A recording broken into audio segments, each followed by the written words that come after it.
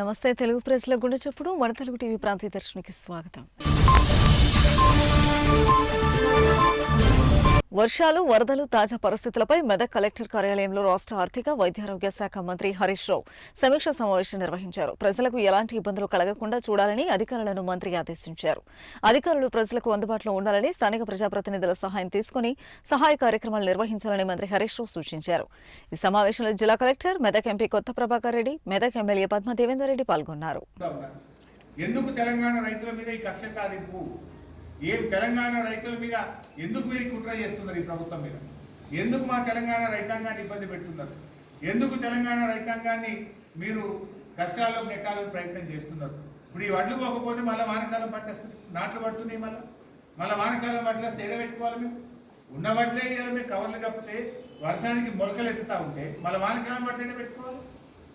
ఒకవైపు పీయూష్ గోయల్ ఏమంటుంది, మన స్టేట్మెంట్ ఇచ్చింది వడ్లు బాగా పండింది అంటూ. మొన్న ఆయన స్టేట్మెంట్ ఇచ్చింది, మొత్తం దేశంలో షార్టేజ్ ఉన్నది, వడ్లు బాగా పండియండి అంటారు, పండించిన వడ్లు ఏమో తీసుకో. ఇది ఎక్కడికి ద్వంద్వం ఎక్కడండి? వడ్లు పండియండి అని ఆయనే పిలుపునిస్తాడు. అంతకుముందు ఆయనే చెప్పిండు పార్లమెంట్లో, వడ్లు కొనం పండియకంటాడు. మొన్ననేమో రీసెంట్గా వడ్లు బాగా పండియండి అంటారు. మరి పండించిన తెలంగాణ వడ్లు ఎందుకు తెలంగాణ వడ్లు? మా నూకలు అయితే అంటే నూకలు బుక్కుడు నేర్పండి మీ జనానికి అని పరిహాసం ఆడిండు. నూకలు తెప్పించుడు నేర్పియండి అని పరిహాసం ఆడిండు. ఇప్పుడేమో వడ్లు పండియమంటాడు, పండించిన వడ్లేమో కొనడు. ఇది ఎక్కడి పద్ధతి అని నేను అడుగుతా ఉన్నాను. ఏంది తెలంగాణ బీజేపీ నాయకులు మీరు ఏం చెప్పదలుచుకున్నారు?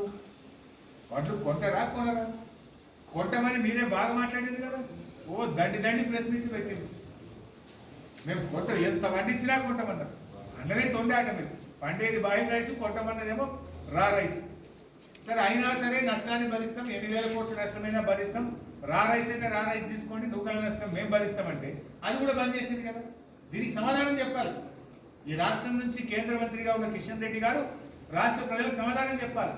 మీరు ఇలా ప్రతినిధి, ఈ రాష్ట్ర ప్రజల ప్రతినిధి. మీరు ఏ పార్టీ అనేది రెండవది. మీరు ఇలా కేంద్ర ప్రభుత్వంలో ఈ రాష్ట్రం నుంచి ఒక మంత్రిగా ఉన్నారు. It is your responsibility. ఇది మీ బాధ్యత రాహిత్యమవుతుంది.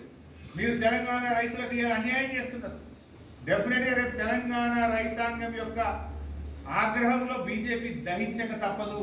మీరు గిట్ట వడ్లు కొనకపోతే కేంద్ర ప్రభుత్వము ఇవాళ బీజేపీ ఈ రైతాంగం యొక్క ఆగ్రహ జ్వాలల్లో మరి మాడి మసైపోయే పరిస్థితి ఉంటుంది.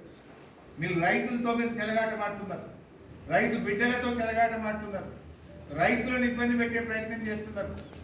రైతులకు రేపు మళ్ళీ వడ్లు కొంటే ఎక్కడ పెట్టుకోవడానికి జాగ లేకుండా మీరు చేస్తున్నారు. నాగర్ కర్నూలు జిల్లా అచ్చంపేట అంబేద్కర్ చౌరస్తాలో కాంగ్రెస్ పార్టీ ఆధ్వర్యంలో తెలంగాణ రాష్ట్ర ప్రభుత్వ ఉద్యోగస్తులకు ప్రతి నెల 1వ తారీఖు నాడు జీతాలు ఇవ్వాలని జిల్లా అధ్యక్షుడు డాక్టర్ వంశీకృష్ణ ఆధ్వర్యంలో ధర్నా చేశారు. ఈ సందర్భంగా ఆయన మాట్లాడుతూ తెలంగాణ రాష్ట్రం ఏర్పడిన తర్వాత ధనిక రాష్ట్రంగా చెప్పుకునే రాష్ట్ర ముఖ్యమంత్రి కేసీఆర్ 8 సంవత్సరాల కాలంలో అప్పుల రాష్ట్రంగా చేశారు. రాష్ట్రంలో ఉద్యోగస్తులకు జీతాలు ఇవ్వలేని దీనస్థితిలో ఉన్న ఏకైక రాష్ట్రంగా తెలంగాణ రాష్ట్రం మిగిలిపోతుందని ధ్వజమెత్తారు. ఎమ్మెల్యేలకు, మంత్రులకు మాత్రం ఎప్పుడూ ఖజానా నిండుగా ఉండాలి. వారి కింద పనిచేసే కాంట్రాక్టర్లు సైతం ఎప్పటికప్పుడు డబ్బులు చెల్లించడం, అందులో కమిషన్లు నొక్కడంలో రాష్ట్ర మంత్రులు, ఎమ్మెల్యేలు ముందు వరుసలో ఉన్నారని అన్నారు. తెలంగాణ రాష్ట్రంలో ప్రభుత్వ ఉద్యోగులుగా పనిచేస్తున్న వారికి జీతాలు ఇవ్వలేని ప్రభుత్వం దిగిపోవాలని, అదేవిధంగా రాబోయే కొద్ది రోజుల్లో ప్రజలు తగిన బుద్ధి చెబుతారని హెచ్చరించారు. కాంగ్రెస్ పార్టీ నాయకులు, కార్యకర్తలు, అభిమానులు, పుర ప్రముఖులు, పాత్రికేయులు, అదేవిధంగా పోలీసు సిబ్బందికి అందరూ కూడా, ఉద్యోగస్తులు అందరూ కూడా నమస్సుమాంజలు తెలియజేస్తా ఉన్నాను. ముఖ్య విషయం ఏమిటంటే తెలంగాణ రాష్ట్రం వస్తే మన జీవన విధానంలో మార్పు వస్తుంది అని సామాన్య ప్రజలు కోరుకున్నారు. ఉద్యోగస్తులు ఏం కోరుకున్నారు? ప్రమోషన్లు వస్తాయి, మా శాలరీ పెరుగుతుంది, మాకు రెగ్యులర్గా ఉద్యోగాలు అని జీతాలు ఇస్తారు, మరి కొత్త ఉద్యోగాలు వస్తాయి, మా పని భారం తగ్గుతుందని ఉద్యోగస్తులు కోరుకున్నారు. మరి విద్యార్థులు ఏం కోరుకున్నారు? ఇంటికో ఉద్యోగం ఇస్తారని చెప్పిన కేసీఆర్ గారు 2014-18లో ఇప్పటి వరకు ఊరికో ఉద్యోగం కూడా ఇవ్వలే.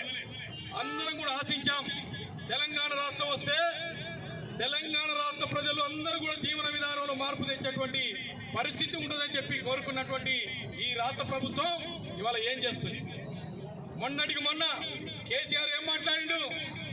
భారతదేశంలో ధనిక రాష్ట్రాలలో మన రాష్ట్రం రెండవది.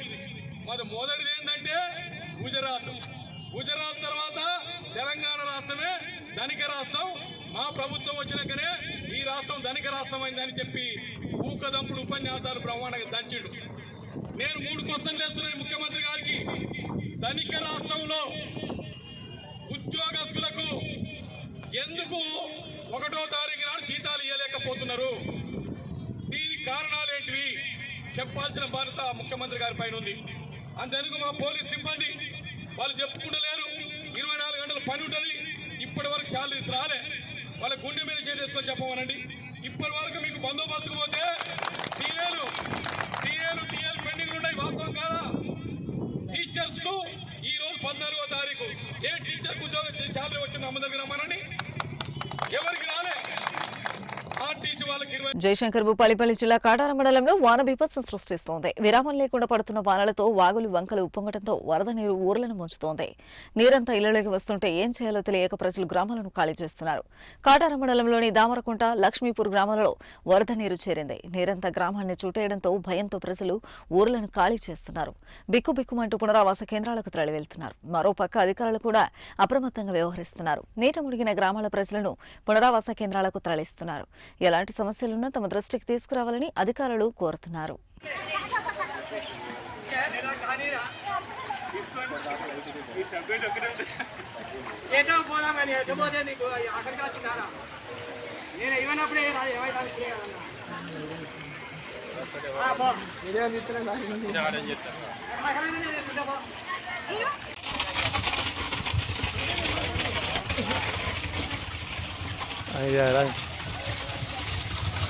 రాని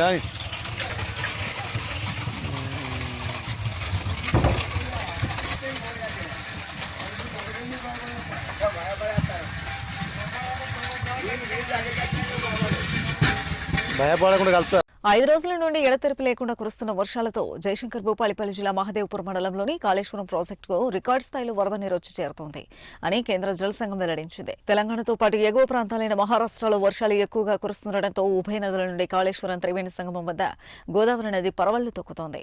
పుష్కర ఘాట్ తీరం వద్ద గోదావరి నది ప్రవాహం 16.510 మీటర్ల ఎత్తుకు చేరుకుంది.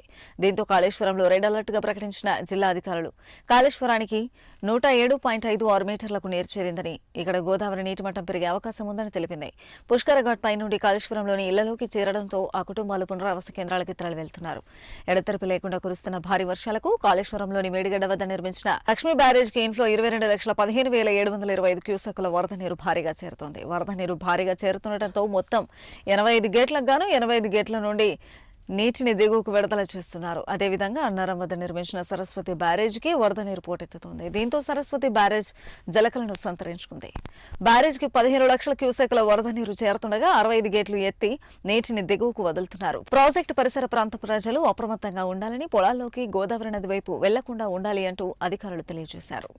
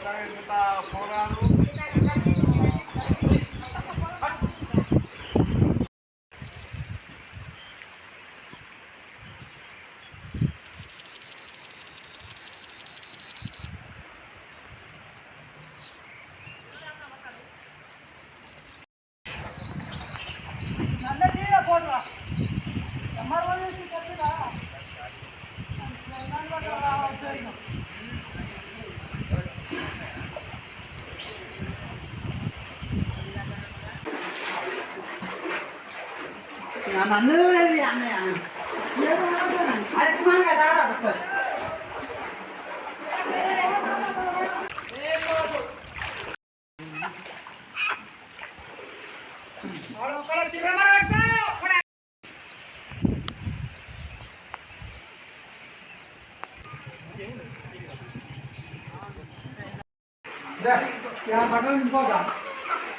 రాష్ట్ర వ్యాప్తంగా మున్సిపల్ కార్మికులు తమ న్యాయమైన డిమాండ్లను పరిష్కరించాలని కోరుతూ సమ్మెను చేపట్టారు.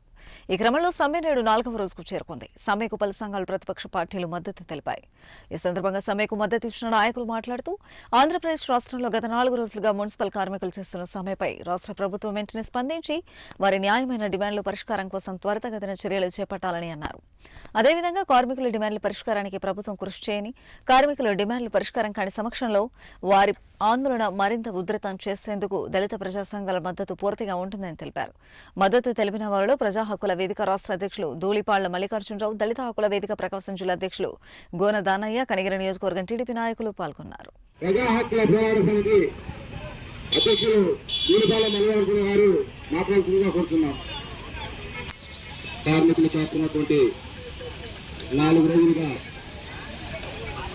ధర్నా కార్యక్రమం చేస్తూ రాష్ట్ర వ్యాప్తంగా సమ్మె చేస్తున్నారు. ఈ సమ్మెకు ప్రజా హక్కుల వేదిక సంపూర్ణ మద్దతును ప్రకటిస్తుంది. ఎందుకంటే కార్మికులు సమ్మె ఎందుకు చేస్తున్నారు, సమ్మె చేయాల్సినటువంటి పరిస్థితి ఎందుకు వచ్చింది, ఈ సమ్మెకు కారణం ఈ రాష్ట్ర ప్రభుత్వం వివరిస్తున్న తీర్పు మూలంగానే 3 ఏళ్ల ముఖ్యమంత్రి జగన్మోహన్ రెడ్డి పరిపాలన కారణంగా 3 ఏళ్లు నేను అభివృద్ధి చేశాను అని చెప్పుకుంటున్నటువంటి ముఖ్యమంత్రి జగన్మోహన్ రెడ్డి గారు పరిపాలనలో ఈరోజు మున్సిపల్ కార్మికులు రోడ్డు ఎక్కాల్సినటువంటి పరిస్థితి దాపురించిందంటే ఈరోజు జగన్మోహన్ రెడ్డి సిగ్గుతో తలదించుకోవాల్సినటువంటి పరిస్థితి ఉంది. ఏవైతే కార్మికులని రెగ్యులర్ చేస్తాను, కాంట్రాక్ట్ కార్మికులందరినీ కూడా ఈ రాష్ట్రంలో గత 4 రోజులుగా ఏదైతే వారి న్యాయమైన డిమాండ్ల కోసం పోరాటం చేస్తా ఉన్నారో ఆ పోరాటానికి అన్ని ప్రజా సంఘాలు, దళిత సంఘాలు, అదేవిధంగా ప్రజాస్వామ్య సంఘాలన్నీ మద్దతు జరపాల్సిన అవసరం ఉంది. అందులో భాగంగా ఈరోజు ప్రకాశం జిల్లా దళిత హక్కుల వేదిక ఈరోజు మున్సిపల్ కార్మికులు ఏదైతే వాళ్ళ న్యాయమైన డిమాండ్ల కోసం సమ్మె చేస్తా ఉన్నారో దానికి సంపూర్ణ మద్దతు తెలుపుతుందని ఈరోజు కార్మికులకు తెలియజేస్తా ఉన్నాం. అయ్యా రాష్ట్ర ముఖ్యమంత్రి వైఎస్ జగన్మోహన్ రెడ్డి గారు, మీరు మేము ఇచ్చిన హామీలకు మించి ఈరోజు అమలు చేశామని ఏవైతే గొప్పలు చెప్పుకుంటా ఉన్నారో మీరు ఆ రోజు పాదయాత్రలో మున్సిపల్ కార్మికులకు ఇచ్చిన వాగ్దానాలను ఎందుకు విస్మరించారో మీరు ఒక్కసారి గుర్తు చేసుకోవాలి. ఈరోజు ఏదైతే కాంట్రాక్ట్ మున్సిపల్ కార్మికులు ఉన్నారో వాళ్ళని విడతల వారీగా మీరు రెగ్యులరైజేషన్ చేస్తామన్నారు. మరి ఆ హామీ ఏమైందో మీరు ఒకసారి జ్ఞాపకం చేసుకోవాలి. అదేవిధంగా ఈరోజు మీరు ఏదైతే నవరత్నాల్లో భాగంగా కేంద్ర ప్రభుత్వం అందిస్తున్న ఉచిత బియ్యాన్ని రాష్ట్ర ప్రభుత్వం ఎందుకు పంపిణీ చేయడం లేదని బీజేపీ నియోజకవర్గ ఇన్ఛార్జ్ ఏడిగా రంగాగౌడ్ ప్రశ్నించారు. ఈ మేరకు కర్నూలు జిల్లా పతికొండలోని బియ్యం గోదాం దగ్గర బీజేపీ మండల అధ్యక్షులు కొత్తపల్లి శంకరయ్యాచార్య అధ్యక్షతన నిరసన ధర్నా నిర్వహించారు. ఈ సందర్భంగా రంగాగౌడ్ మాట్లాడుతూ కోట్ల రూపాయలతో కేంద్ర ప్రభుత్వం సంక్షేమ పథకాలు తీసుకొస్తే రాష్ట్ర ప్రభుత్వం వాటి పేర్లను మార్చి తామే అందిస్తున్నట్లు చెప్పుకోవడం సిగ్గుచేటన్నారు.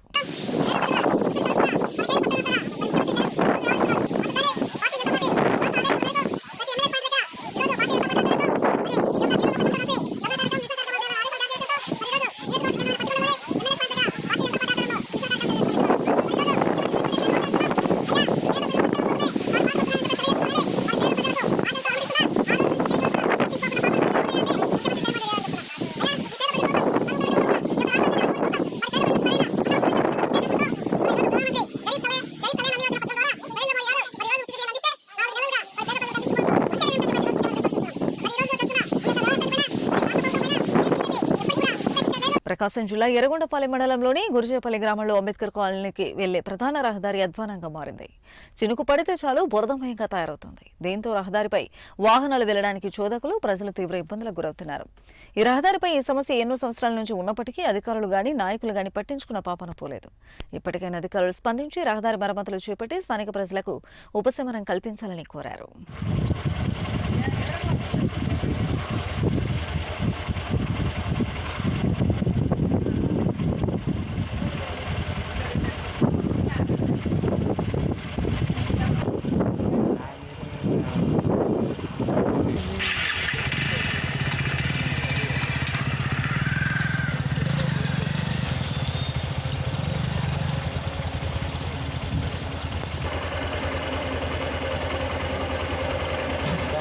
కర్నూలు జిల్లా మంత్రాలయం దగ్గర తుంగభద్ర వరద ఉధృతి ప్రమాద స్థాయిలో ప్రవహిస్తోంది. తుంగభద్ర వరద ఉధృతికి పాములు, కొండ చిలువలు కొట్టుకొచ్చాయి.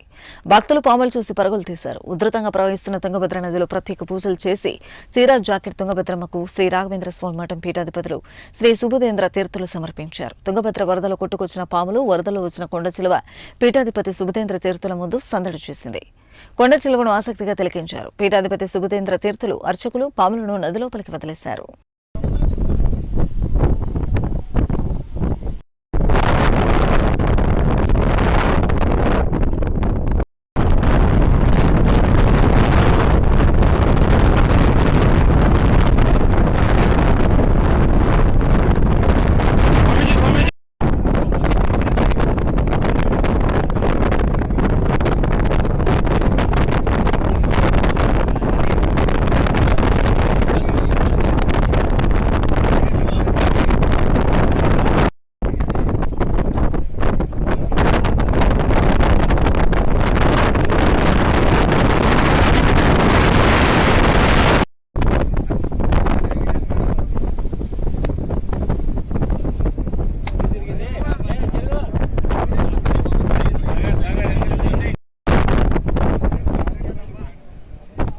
శ్రీ సత్యసాయి జిల్లా కలెక్టరేట్ వద్ద సిఐటియు ఆధ్వర్యంలో ఆశా కార్యకర్తలు మా సమస్యలు పరిష్కరించాలని ఆందోళనకు దిగారు. గణేష్ సర్కిల్ నుంచి కలెక్టరేట్ వరకు భారీ ర్యాలీ నిర్వహించారు. అనంతరం కలెక్టరేట్ ఎదుట బైఠాయించి ప్రభుత్వానికి వ్యతిరేకంగా నినాదాలు చేశారు. ఏళ్ల తరబడిగా చాలీచాలని వేతనంతో విధులు నిర్వహిస్తున్నామని, వెంటనే ప్రభుత్వం స్పందించి 15,000 రూపాయల గౌరవ వేతనం ఇవ్వాలని డిమాండ్ చేశారు. ఆశా వర్కర్లతో గుడ్డు చాకరీ చేయించుకుంటున్న ప్రభుత్వం వెంటనే పని భారాన్ని తగ్గించి మెటర్నిటీ లీవ్లు ఇవ్వాలని కోరారు. 1000 నుంచి 1200 జనాభాకు ఒక ఆశా వర్కర్ను నియమించాలని, ఆశా వర్కర్లకు కూడా సంక్షేమ పథకాలు వర్తింపజేయాలన్నారు. కరోనా కాలంలో మరణించిన ఆశా వర్కర్ల కుటుంబాలకు 10 లక్షల రూపాయల ఎక్స్గ్రేషియా చెల్లించాలని డిమాండ్ చేశారు. ఏఎన్ఎం హెల్త్ సెక్రటరీల నియామకాల్లో ఆశా వర్కర్లకు వెయిటేజ్ ఇవ్వాలని కోరారు. 62 ఏళ్లకు రిటైర్మెంట్ అయ్యే అవకాశం కల్పించాలని, రిటైర్మెంట్ బెనిఫిట్స్ 5 లక్షల రూపాయలు ఇవ్వాలని నినాదాలు చేశారు. ఈ సమస్యలు పరిష్కరించకపోతే రాష్ట్ర వ్యాప్తంగా ఆందోళన కార్యక్రమాలు ఉధృతం చేస్తామని హెచ్చరించారు. కరోనా కాలంలో పనిచేసేందుకు ఆశాలకు ఈరోజు ప్రభుత్వం గుర్తించింది, అంతర్జాతీయ సమాజం గుర్తించి ఈరోజు భారతదేశంలో ఆశా వర్కర్లకు అవార్డును ప్రకటించింది. ఇక్కడ ఉండే కేంద్ర రాష్ట్ర ప్రభుత్వాలు ఆశాలను గుర్తించడం లేదు. కాబట్టి మేము ప్రధానంగా అడగదలుచుకున్నాం, కరోనాల కాలంలో 2,000 మంది తాత్కాలిక ఉద్యోగులను మన రాష్ట్రంలో తీసుకొని కరోనా అయిపోయిన తర్వాత 2022 జనవరి నుంచి వాళ్ళందరినీ తొలగించేస్తారు. ఇది ఎటువంటి పరిస్థితి తీసుకొచ్చింది ప్రభుత్వం? అవసరం ఉన్నప్పుడు వర్కర్లను వాడుకొని అవసరం తీరిన తర్వాత వాళ్ళను తీసేసే పరిస్థితి తీసుకొస్తుంది. ఇటువంటివన్నీ మేము సహించము. రాబోయే కాలంలో మా ఆశాలకు సంబంధించిన అన్ని సమస్యలు ప్రభుత్వం సమస్యలు తీరిస్తే సరి, లేకపోతే పరిష్కరించకపోతే చలో విజయవాడ కార్యక్రమం పెట్టి రేపు అసెంబ్లీ జరిగేటప్పుడు ఈ ప్రభుత్వాన్ని నిలదీస్తామని చెప్తున్నాం. అక్కడికి కాకపోతే ఈరోజు స్కీమ్ వర్కర్లు మహాపడావ పెట్టారు. ఈ నెల 26 నుంచి అంగన్వాడీలో అదే విధంగా చలో ఢిల్లీకైనా పోవడానికి ఆశా వర్కర్లు సిద్ధంగా ఉన్నారని ఈ సందర్భంగా ప్రభుత్వాన్ని హెచ్చరిస్తున్నారు. రాష్ట్ర వ్యాప్తంగా ఖాళీగా ఉన్న 2,36,000 ఉద్యోగాల భర్తీకి వెంటనే జాబ్ క్యాలెండర్ను విడుదల చేయాలని ఏఐవైఎఫ్ నాయకులు కోటేష్ డిమాండ్ చేశారు. ఈ మేరకు అనంతపురం జిల్లా రాయదుర్గంలో ఉద్యోగాల సాధనకై పోరాట గూఢపత్రికను ఆవిష్కరించారు. ఈ సందర్భంగా ఆయన మాట్లాడుతూ దేశవ్యాప్తంగా రాష్ట్ర వ్యాప్తంగా ఖాళీగా ఉన్న ఉద్యోగాలను భర్తీ చేయాలన్నారు. కేంద్రం రాష్ట్రానికి ప్రత్యేక హోదా కల్పించి పరిశ్రమలు ఏర్పాటు చేసి అందులో స్థానిక యువతకు 70% ఉద్యోగ అవకాశం కల్పించాలని డిమాండ్ చేశారు.